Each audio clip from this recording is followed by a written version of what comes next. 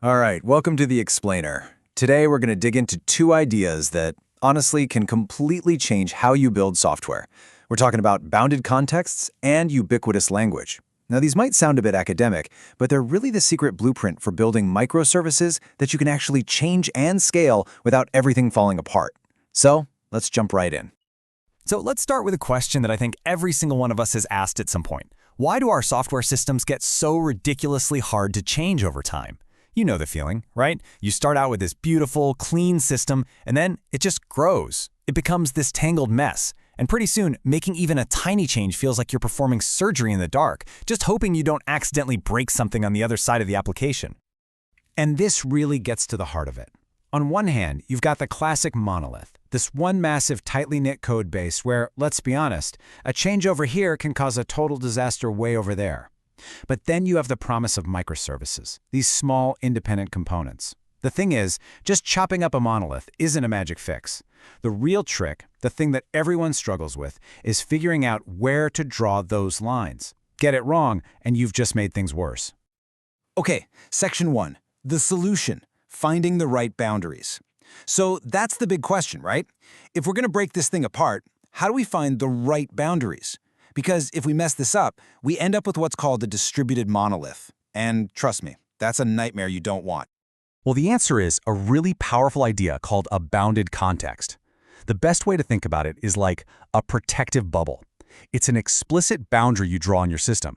And inside that bubble, a very specific part of your business, and all the language around it is totally consistent and self-contained. Nothing outside that bubble gets to mess with what's happening inside. It has its own rules, its own model. Let's make this super concrete. Think about a simple bank account. Now, when you look at your account, what do you care about? Probably just the balance, right? But when a bank teller looks at that exact same account, they see something totally different. They're seeing a history of transactions, compliance flags, all this other stuff. It's the same core concept, the account, but it's modeled in two different ways for two different purposes. A bounded context is what allows us to draw a line around each of those views and say, inside here, account means this, and over there, it means that, and that's okay. All right, section 2, why these boundaries matter. So we've drawn these lines, we've created these contexts, so what? Why does this actually matter so much when we're trying to build a good microservice architecture? What's the real payoff? Well, it turns out this is how you achieve two of the most important goals in all of software design. First, you get what we call loose coupling. In plain English, that just means your services don't have to know all the messy internal details of other services. They can change and evolve on their own. And second, you get high cohesion. This means everything inside a single service is all related to one single job. It has one purpose, and it does it well. And this quote just nails it. The goal is to build systems where components are replaceable, not just maintainable. Think about that for a second. We're not just trying to keep an old, clunky system alive. We're aiming for a world where we can just swap out a piece and put a better one in its place, without the whole thing collapsing. That's a total game changer. Moving on to section 3, speaking a common language. Okay, so we've got our nice, clean boundaries. Awesome. But that's only half the story.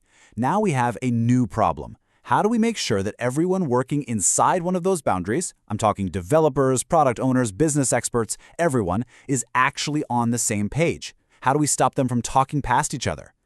The answer here is something called a ubiquitous language. And this is so important. This is not just a glossary of tech jargon. It's a common, shared vocabulary that everyone, from the engineers to the CEO, agrees on and uses within that specific bounded context. When you're in the billing context and someone says customer, it means one very specific thing. No ambiguity, no confusion. Let's take another example. Let's say we have a shipment tracking context. In that world, what is a package? Well, it's a thing with a location, a status, maybe a tracking number. It's all about logistics.